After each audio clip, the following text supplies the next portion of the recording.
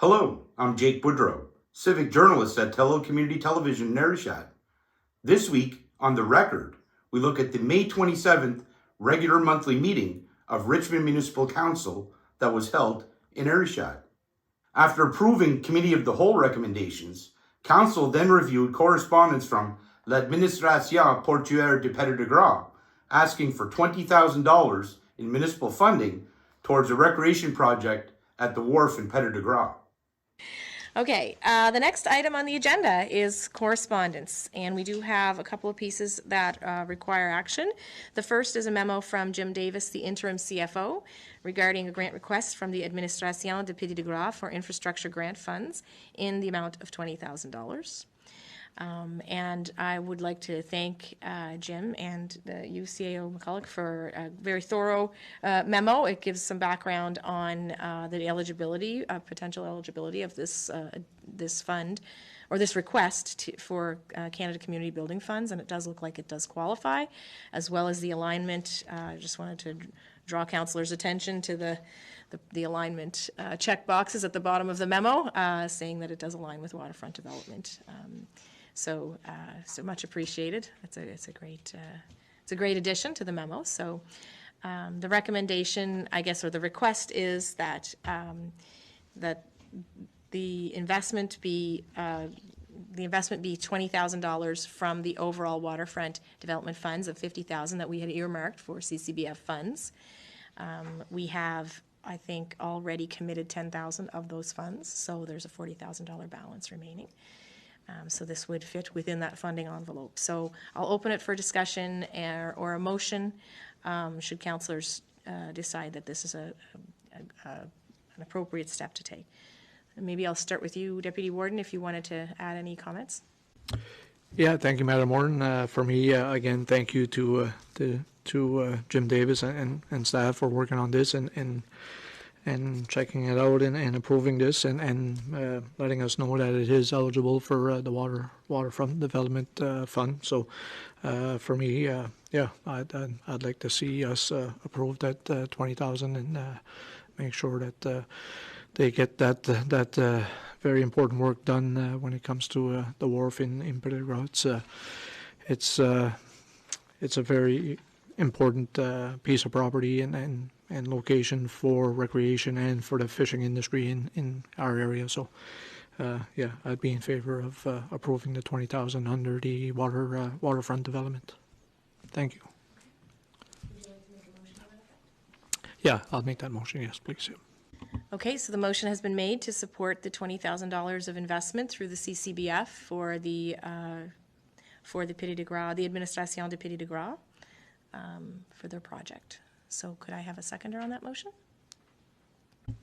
I'll second that motion. Thank you, Councillor Digdon. Any further discussion on this motion? Questions?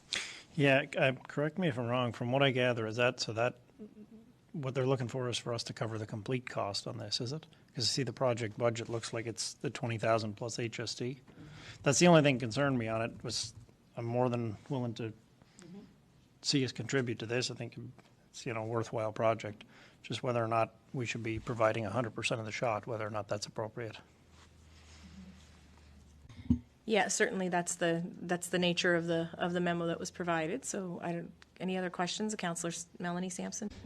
I had the exact same concern. I just, that's not our typical process is to fund the full project. And although I know they're not, they don't have a ton of equity in their association, they do have some money there that could cover half. So I support it. And again, to clarify, it is for recreation, and that's why they said the small port wouldn't provide any funding because it didn't generate any commercial revenue, and I understand that, but and think it's important and would support it, but would be interested in a 50% support, not 100%. Okay, so the total project value, including the HST, was $23,000. So a 50% would be whatever half of that is. So 11.5, right? So. Well, they've outlined it as a cost, so I'm assuming no, but we would have to double check on that in terms of their being HST registered. So my understanding from from the funds that they kind of outlined is that they can't take the operational funds to use towards this because it's not related directly to the industry piece. Is that what I was understanding? I wasn't sure about that one. Council. Yeah, I thought it was that they couldn't access other funding. Small craft harbor. Yeah, from small craft harbors, but that could be incorrect, but that's how I understood it when I read through. Okay, thank you, Councillor Brent Sampson. Councillor Deputy Warden, I know there's a suggestion that the motion be amended to support at 50%, I guess up to 11,500, depending on the HST structure. Did you? Yep. Yeah, for me, I think the first request was for maintenance, and that wasn't applicable, right, and didn't qualify, so it had to be a brand new repair. So, yeah, I don't think they could afford the extra. I think the first request was for 15,000, and this one here is for 20, which I think it's going to be closer to the 23,000 range. So, that $8,000 extra, I don't think they're looking. I don't know if they can afford that $8,000 hit. So. For me, I'd like to see it, fully funded, right? So, thank you. Thanks, Deputy Warden. Councillor Digdon, did you have a question? Actually, just, yeah, I guess probably a little of both. Maybe a little clarification. So I know in the past we used the CCBF fund. As a rule of thumb, I do know, like Councillor Sampson's had stated, that we usually only do the 50%, but do we also just do the 50% for CCBF? Or do we usually just do the 50% out of our? Yeah, I think the last one. I believe the last project that we approved was at the 50% mark, so, yeah. Councillor Sampson? So I'd just like to point out a couple of things that are on the balance sheet of the group, and one is that they do have HST receivable and payable in their balance sheet, so that tells me that they are HST registrants. So although they may in their budget be listing it a different way, I feel fairly confident that they would be, because otherwise it wouldn't sit there. And again, I just want to remind ourselves that even if we took their current assets minus their liabilities, right, so their cash that they have on hand and what they owe, they still have an equity position of about 33,000 basically of cash available. And for the last number of years, they've had some profits because they do have retained earnings there. So I do believe that they have financial, from what I'm seeing on a financial statement outlook, they have financial capacity to fund the other 50%. All right, thank you, Councillor. All right, so it sounds like we've got a bit of a conversation that, in terms of the level of support. Councillors seem like they're pretty well in favor of supporting the project in general, but we just need to get some clarification on the level of support. And, I'm kind of mixed minds about it as well. So I am wondering if we do need maybe some additional communication with the folks from the society to find out if they would have if there are any restrictions on these funds, maybe that would prevent them from being able to expend them on this type of a project. I just don't know enough about it. So, Councillor Melanie, yeah. I certainly take your point, but like typically if funds are restricted for a certain purpose, they're shown that way in their financial statements, and the funds aren't shown that way. It's not been indicated in their application. I'm happy if others feel we have more information that we are requiring, but I do suspect they also want to get the project on the go, and I can appreciate that as well. So I'm fine either way, but again, yeah. If I may, we could buy a little time here where the previous grant requests that we've received this fiscal have been deferred till budget, and we're looking at budget next week. That does buy us time to ask a little more questions if council would like, so that it could be addressed after the budget is determined. Okay. So that could buy you a week or two right there, and give us time to get a little more information for you, if you think that would help. Okay, Deputy Warden, I'm just going to maybe defer back to you for a moment, just in terms of whether or not you've communicated with the folks. Is there a time sensitivity on construction around this piece of work that you know of? I don't think it's that urgent. I mean, the sooner the better, of course, but, yeah, I will, yeah. Yeah, I think I would tend to agree with Councillor Melanie Sampson. Like, I definitely want to support the project, but I think I think it'd be much more responsible of us to go in the 50% range, especially based on, you know, they're showing earnings over 20,000 last year, and if we support this 100%, it sets a precedent, and I don't think it's something we've normally done since we've been here, but I am very much in support of the project. So I think we have a motion, and it's been seconded on the floor. You know, we could move forward with that, and if it passes, great, and if it doesn't, well, then there could be a second motion to fund it at 50%. Sure. Yeah. Minus HST. You know, or we could, you know, vote on the motion, and if it does not pass, then we could refer it to. Yeah. Yeah, or, I mean, we can, you know, the 50% would be like 13 or 10, yeah, 10.5, yeah. Oh, yeah, because it's HST, yeah, yeah, okay. Yeah, no, I'd like to see if we're not gonna go to full 20, you know, I'd like to see at least go to the initial request, which was the 15,000, right? I'd be happy if we could get to that number, right? I'm not sure where the 15,000. Sorry, Madam Chair, there was an initial request that came in that didn't satisfy the requirements for CCBF. Okay, So Okay. it never made it to this table. okay, all right, okay. I'm not sure we'll have a agreement on a friendly amendment at this stage of the game to the tune of 15. I think I'd need it at least to see what that was, and I'm not sure that it wouldn't qualify anyways, I guess, is the issue. But, at this stage of the game, I'm thinking perhaps we should vote on the motion and then consider a referral to budget if it doesn't pass. Would you be okay with that, Deputy Warden? Yeah, okay. All right. Any further discussion on this? Yeah, I think we could simply make a second motion if it doesn't pass. Yeah. So the motion currently is at the 100% at 20,000, so I'll ask for a vote. All those in favor, please say aye. Those opposed? Nay.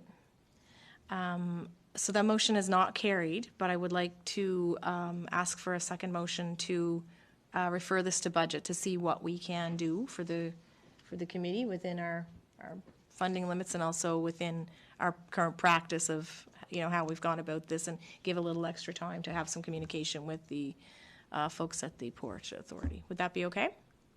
I'd make a motion to fund it to the tune of 50% now, 10,000, Okay. if there's a seconder. Okay. There is, I would second that. Okay. So we've got a motion on the floor to fund. Sorry, thank you. And a reminder, buttons. So we've got a motion on the floor to fund the project at 50%, so $10,000 towards the overall $20,000 project without a referral to budget. Okay, so I'll open that for discussion again as well. So, councillors? Yeah, so I guess the only thing I would add, Madam Warden, and I really don't know, and I should have had it with me tonight, is if there's anything left in our in our own district fund. Well, we're in a brand new fiscal, right? So. We haven't approved the budget yet, but this generally came from a different pot of funding, that's why it was referenced. Sorry, nobody's lit up, sorry. Yeah, so the question from Councillor Digdon was whether or not we could potentially support this through our other grant stream. And I think the answer is probably not the same exact project, but there could be future projects that we could, entertain, certainly. We're full at our, in terms of our grant stream right now because we haven't approved our budget yet. So that's definitely a possibility, for sure. Yeah, it was just that this was out of a different sort of funding, like a different pot of money, basically. So if we were dipping into both, then I don't know that that sends the right message either. Like, the reason for doing this waterfront development funding was so we'd have larger amounts for projects exactly like this. And I think it's a, you know, it's a great thing that we want to fund. Okay, any further discussion on the motion? All right, so if there's none, I'm going to call for the vote. So all those in favor of funding this project at 50% to the tune of $10,000, please say aye. Aye. Aye. Those opposed? Nay. Abstention? No, well, half is better than none. Okay. Well, I'll say that with my mic on. Half is better than none, I guess. Okay, so that motion is carried. Folks, I know that's always tough to kind of figure out. The motion is carried at the 50% mark for $10,000 for the Administration de Petit de Gras. And it's always a tough decision because you kind of worry about the capacity of these organizations to meet, to match. But we'll move forward in that regard and, hopefully continue discussions with the folks in that organization. So first off, just want to get some information about the project at Petit de Gras Wharf. What exactly are they doing there? They said it was kind of a recreation project. Yeah, exactly. They're looking at doing, I think, an additional floating dock and some additional work that would allow them to better serve the recreational boating community because it is such a great asset that we have in the community already. So they've put their application in, and as you might be aware, Council had designated a certain portion of our CCBF, or our Canada Community Building Funds, towards waterfront development projects, understanding that, of course, we are very much in a place where our waterfronts are an important part of our heritage, but also tourism and community building. So the project is eligible. We've had staff look into that. They've confirmed all of that with our partners at the province, and so we want to move forward with it. But I guess the question became as to how much support can we provide, given the fact that we've made the practice of establishing support for projects at more of a 50% level as opposed to 100%, which is what the community organization was looking for. So the motion ended up passing at the 50%. So I think everyone was really eager to support the project, but wanted to kind of stick to that precedent, understanding we do have limited resources, and there's applications for funding coming in all the time. Yeah. In another piece of correspondence, the municipality's Director of Development and Recreation, Shannon Murray, informed Council of the cost of conducting more public consultations surrounding a proposed multi-use facility in Richmond County. Okay, the next item on the agenda is a memo from Shannon Murray, the Director of Community Development and Recreation. And this one is regarding additional public engagement expenditures for the multi-use facility feasibility study.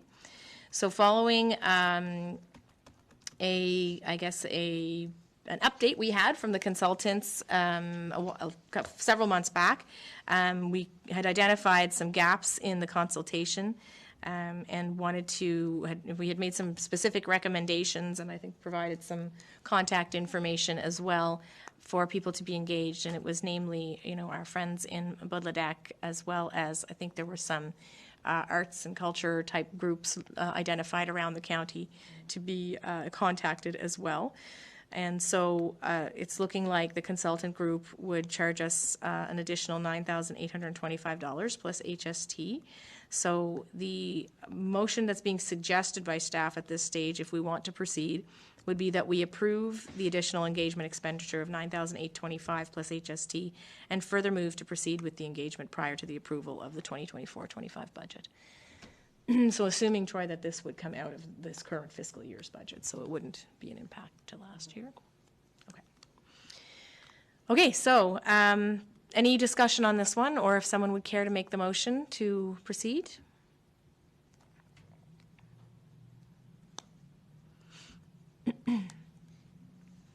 Okay.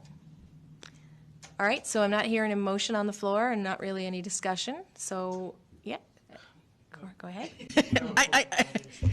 Yeah, okay.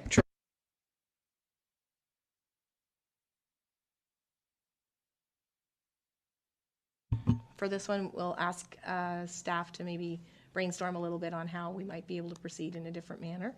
I think it's, I think there's just some hesitation to proceed with additional engagement when we feel like the first round wasn't necessarily completed, so, yeah. Okay. Now, the public engagement for the multi-use facility, why have you guys decided to have more public engagement? Well, when we had the original update from the consultants, we certainly felt that there were some gaps in the consultation that had occurred, specifically with regards to the arts and culture sector, the tourism sector, and small businesses in our communities. And, if we're going to be making any kind of investment in infrastructure, whether it's a renewal on what we have or something brand new, we need to make sure that we're getting the most bang for our buck as possible, because these are taxpayers' funds and we need to be spending them responsibly. So we wanted to make sure that there was some additional consultation that occurred. I think what we heard from council this evening is that they weren't really interested in funding that because it was a gap in the original consultation, which should have been done in the first place. But that being said, we recognize that consultants are not always familiar with our communities, and so now we'll have to regroup with staff to figure out how we can still make those connections in community and make sure that the conversations we're having are very meaningful with our partners and in neighboring municipalities or neighboring governments, including Budledeck, right? So that's been a big part of the conversation as well. Yeah, you noted in that the consultations didn't really finish, and was that because of you just hadn't been able to talk to different stakeholders and groups and entities and I stuff? think it just felt, for us, it just felt incomplete. And so, I think, maybe that was just, some assumptions that were made from the consultants and, in conversation or initial conversations.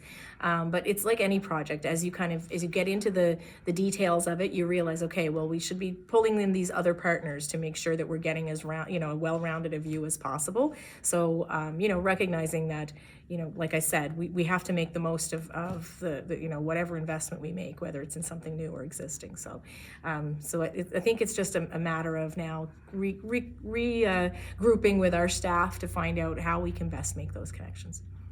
In the items added to the agenda, Warden Amanda Mumbercat updated progress on a joint meeting with officials from the town of Port Hawkesbury to discuss a number of shared services and priorities.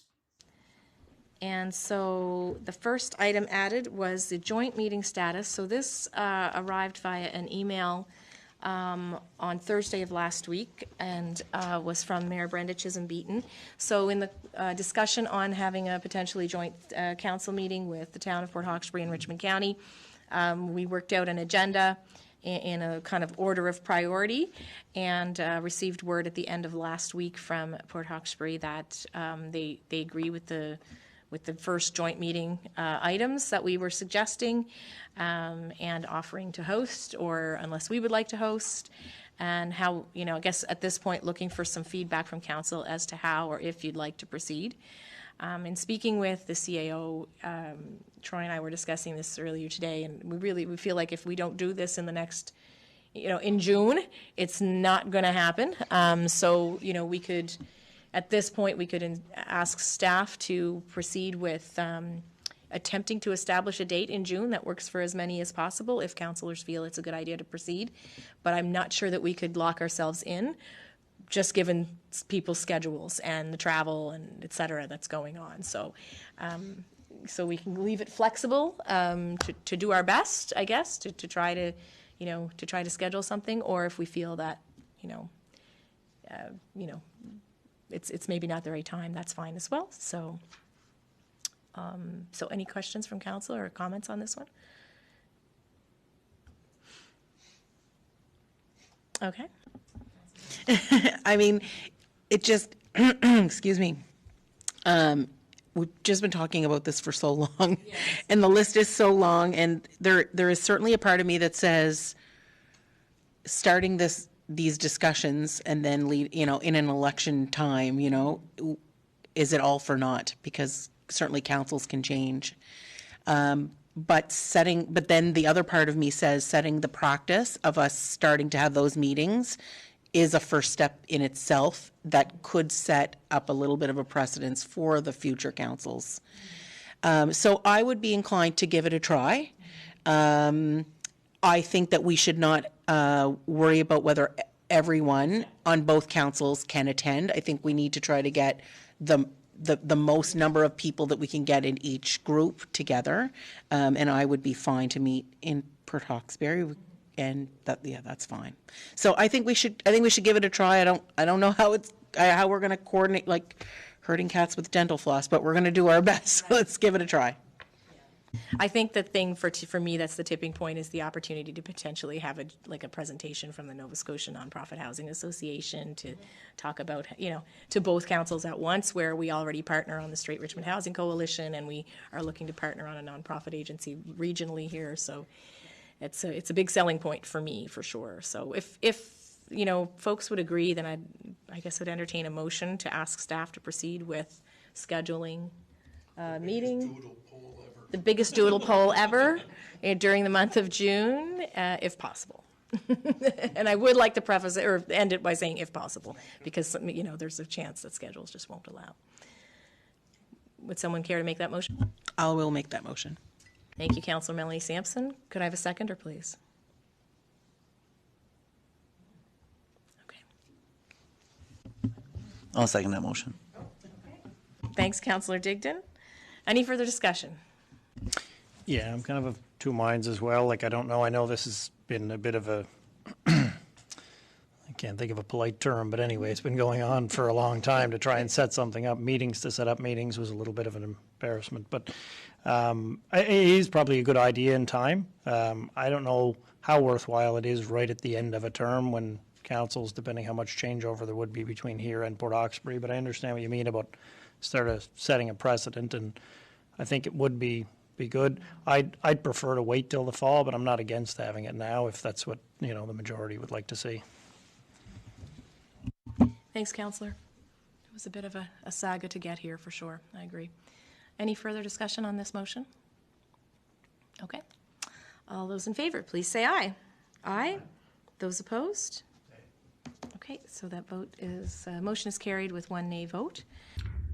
Are you concerned that if you don't meet by June with Port Hawkesbury that you won't be able to have a meeting before the municipal election? Yeah, for sure. It's, this has been something we've talked about for some time. There was some, confusion and a bit of misinformation that had been kind of getting batted around about, whether we were going to meet and what would be on the agenda, et cetera. We've come to a mutually agreed upon list of items on the agenda, and it's a long one because we have so much going on in the region that, and so much in common with our counterparts in the town. So I think everyone's generally supportive of going ahead with the meeting. The reality is that this fall will not be just any fall. So trying to schedule a joint council meeting at a time when we're campaigning and and also coming back into the fall session, it would be a real challenge. I think people's priorities will be a little bit scattered. And as I mentioned to council here this evening, for me, the tipping point on this and wanting to have it as soon as possible is mostly related to housing. Both of our communities are experiencing housing crisis, and we have an opportunity to engage with the new provincial association, engage with the Strait Area Chamber of Commerce that's working on, a kind of regional nonprofit approach. So this is just a great opportunity for us to all get in a room together and do some real problem solving around, what we could be doing together to improve things. Another item added to the agenda was from Rochelle Sampson of Lennox Place Limited, who asked council to send a letter of support and waive permit fees for their proposal to convert a building at 818 Veterans Memorial Drive in Ayrshire into a 7-unit apartment. Thank you, folks. The next item that was added to the agenda was an item regarding a housing development project, and I apologize for the late notice on this one, especially because we just got it today. So I did put it together after speaking with the Deputy Warden and CAO about it. We've received a letter from Lennox Place Limited regarding support for their proposed agreement with the Nova Scotia Affordable Housing Development Program to fund the conversion of a building into a 7-unit apartment building located at 818 Veterans Memorial Drive, Ayrshire. And her message is included in the information that I submitted below. And I'm assuming, Troy and Shelley, that these items added can be added to the package online for people to see. Okay. All right. So essentially, Rochelle is requesting to have council provide a letter of support in principle for the application that she's working on. and further to cover associated permitting fees. In speaking with Troy, and who you consulted, I believe, was John Bain today, I think last year our permitting fees for multi-unit buildings were in the $6,000 to $7,000 range for the whole year. So, you know, that would likely be a ceiling that we would not exceed for one particular project, considering that the year covered, you know, could have been covering more than one project. So we already do have mechanisms in place now with our bylaws and MPS through EDPC to support having the county cover such fees. So it's not that they necessarily can be waived, it's that the county would pay them in place of the developer. So that's why we've put together the outcome suggesting that that we would cover associated permitting fees up to $10,000. That's a number we picked because we are fairly confident it wouldn't exceed that, and we're looking at putting an amount above that in the budget for this fiscal year in any case, anticipating more of these types of requests to come in, but they would be specific to multi-unit residential construction. So I'd open that for discussion from councillors, and maybe or a motion to that effect if you're interested in supporting that. But also again recognizing that it did come in fairly recently, and I'm sure that Ms. Sampson is likely working on a deadline. So did not want to let it languish in my inbox until the next meeting without bringing it forward.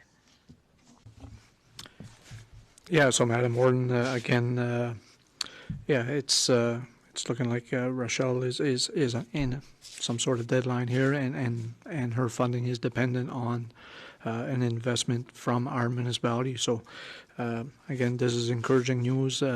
Last meeting we discussed the tendering process for the Walter Fougere School, and that's moving forward, and you're looking here at a potential 7-unit apartment here in Arishat. So these are all good news stories and very encouraging. So I would be for sure in favor of waiving those development fees and helping this project move forward with our investment.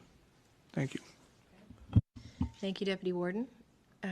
CAO, was there any additional context you wanted to add, or did I kind of capture it there in terms of? I think you did fine, and the only thing that CMHC is looking for, there's a box on their application that you have to demonstrate proof of the municipality supporting your project, and that is done by it's done by both parts of having the letter of support and also the waiving of any building or permits for this project. That's the way the feds are looking for municipalities to support it. So where we belong to EDPC, and that is governed by a number of municipalities, that mechanism exists right now that it can happen in any municipality. The EDPC can't waive the fee. They just revert the fee back to the municipality that's agreeing to the development. So everything's in place for us to do this. We just needed a allocation of money within our budget for 24-25 so that we can draw these funds from. And again, that's part of our budget discussions right now. Okay. Thank you, CAO. Comments from councillors, or would anyone care to make a motion to that effect, please?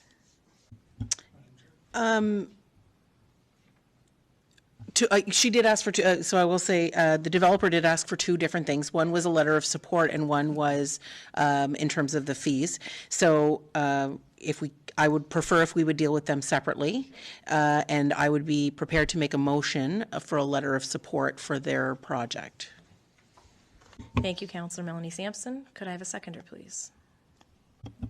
I'll second that motion. Thanks, Deputy Warden. Any further discussion on that motion? All those in favor, please say aye. Aye. Aye. Those opposed? All right, that motion has been carried unanimously, and I think Troy, or maybe Deputy Warden, I think you've been in contact with Ms. Sampson, so between us we can let her know that that's been approved. So the second part of the request was to waive or reimburse regarding any upcoming permit fees. So I would open that for discussion or a motion. So I would be open to making that motion, yes, Okay. please. Yep. So the limit that we had suggested in the memo was 10,000. Is that an acceptable Yep. amount? Do you feel it's too high? It's definitely on the high side of what we anticipate that, they would encounter. Right. But So to not exceed the 10,000, yep. Yeah, so there's some wiggle room there, yep. Yep, I'd be okay with that motion, yep. Thank you. All right, so the motion.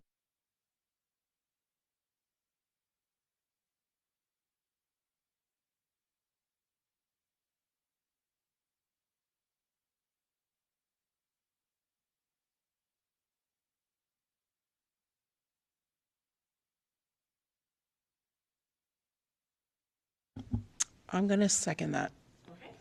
Thank you, Councillor Melanie Sampson has seconded the motion. So further discussion. I feel like there's further discussion. Yes, I seconded it because as we're talking, again, it was late coming to us, and so I have had no time to really, so I do have questions about the requirement for us to waive the fees.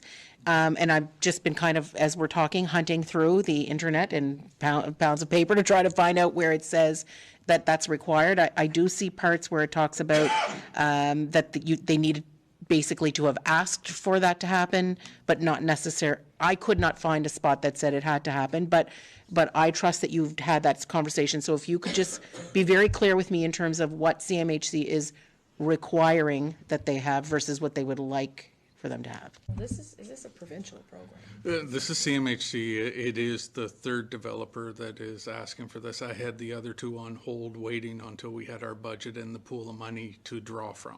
So two of them have already come to us that they have this requirement waiting for them as well, for that allocation in our budget for them to draw from to waive those fees. I told them the mechanism's in place already. I just need the budget for us to start waiving these fees and the motion of council to make it happen. It is a requirement. They can put their application in, but they are scored lower. They do not have the buy-in from the municipality. Financial buy-in. Financial. Financial buy-in, not just buy-in like a letter of support.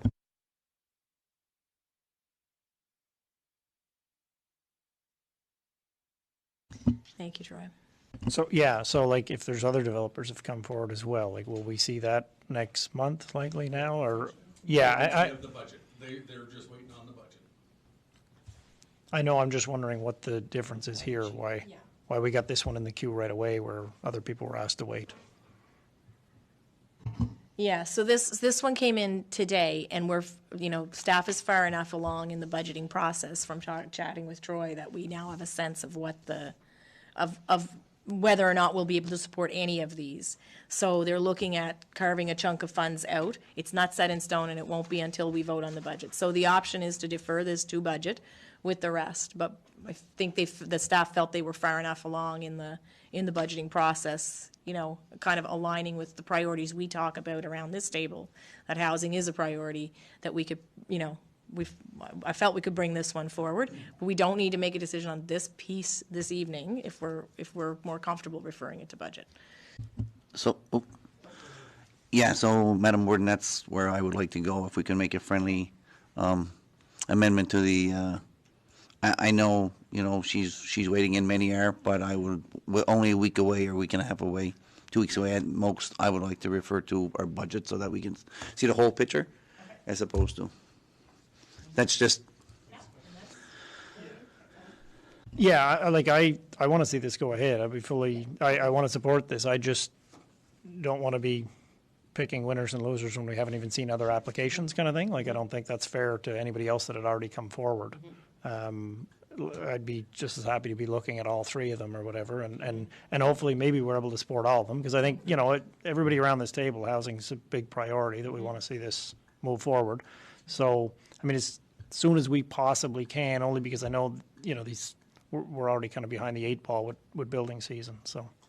Madam Chair, if I may as well. Sure. There's no guarantee that the other two have waited either. They may have gone in with their applications, just knowing that it was going to hurt their application, that they didn't have that. So I have no idea if they waited or not, but I'll be checking. So with it's them. not that there's a formal request ahead of us right now from these folks? No formal request at this point, other So we than have one saying, formal listen, request. I'm going to need this going in because Right. it'll hurt my application if I don't have it.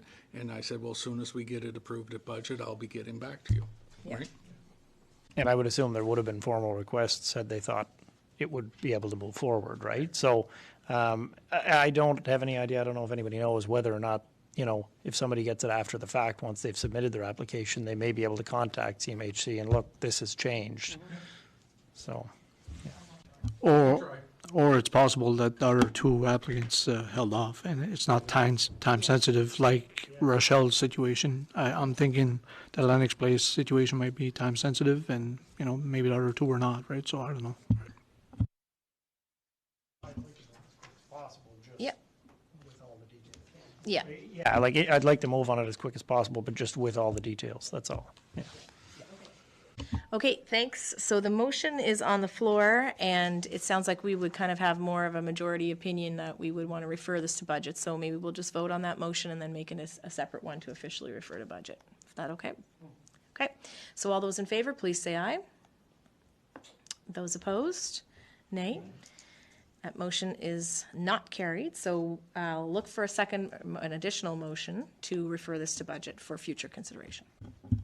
So I would make a motion to refer to budget for future consideration. I'm going to throw a curveball. I would further move that, that shortly after our budget session, we hold a special meeting. That we ask the CAO to reach out to the other potential developers, and that following our budget, we have a special meeting so that we can get them fully approved as quickly as possible. Okay, so the motion is to refer this to budget and to, upon approval of the budget, to reach out to the other developers to see if they're interested in making a formal request as well. Okay? And holding a special meeting right afterwards so we can get it on the go. Okay. All right. Is that okay with everyone? All right. So could I have a seconder on that motion? I'll second. I think the deputy warden put his hand up. You beat Go ahead. to it. Yep. I'll second that motion. Yep. It's a race. Yep. All right. Thank you, Deputy Warden. Any further discussion on that item? Now, is it worth it to waive the fees for that development in Ayrshire, or is it a type of thing where if you do that, you're going to have to look at it for any other developments or businesses or groups that have approached you about that? Yeah, so that's a great question, and the reality is we've only had one sort of formal request for us to support a housing development project in that manner. Other conversations have been just that, conversations very informal. So that's the reason we brought this one forward, and the Deputy Warden was really supportive of that as well this evening, to make sure that we brought this forward to Council to let them know that this is, this is important to developers, and it's not just important to developers because it helps them, it helps financially incentivize them to build multi-unit residential developments. It's also important in their ability to leverage funds from other sources, whether it's the provincial government, the CMHC, or wherever it is. So we definitely want to be part of that solution, but I think, Council was just a little concerned, even though we had only received one formal application, or request, I guess I should say, to have these fees waived. We are aware there could be others in the hopper. We just don't know the status of them yet. So I think the decision to refer to budget will just, let us take a little bit more time to kind of, another week or so, to kind of put all of that information together, reach out to people who have had those informal conversations and find out what the status is. And, we may come back and still only have one, but we, if there are more, we want to be able to entertain them all. This is something we've been anticipating in our budget discussions so far. So we do have an intention to put a line item aside for this, just recognizing how important it is to the constituents here. Now, I know you said they're informal, but I wonder if you could quantify how many developers are you looking at that you've spoke to in total, and where are some of these developments planned, or what are their plans? I think because we don't have anything official, I'd be hesitant to comment, because I don't want to, I don't want to be telling any tales out of school. They may choose to make, to make a request, but they may choose not to for a variety of reasons. So I'd have to leave it at that. Thank you for watching. Please tune in again to find out what we will be talking about on The Record.